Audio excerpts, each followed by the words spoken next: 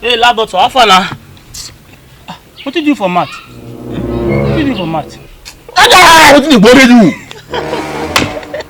What happened?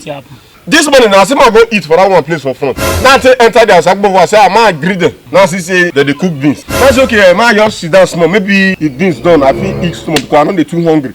Where somebody sit down my own, I go come with me. When they ask me, say, how you fit to eat better rice? Now they say, okay, when I just do your pa remembrance again. In the time they say no, say in the they don't fit do the remembrance last year. Say they don't fit do them again this year.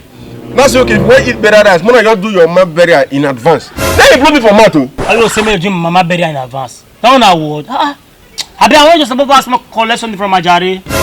The sago for us? Yes.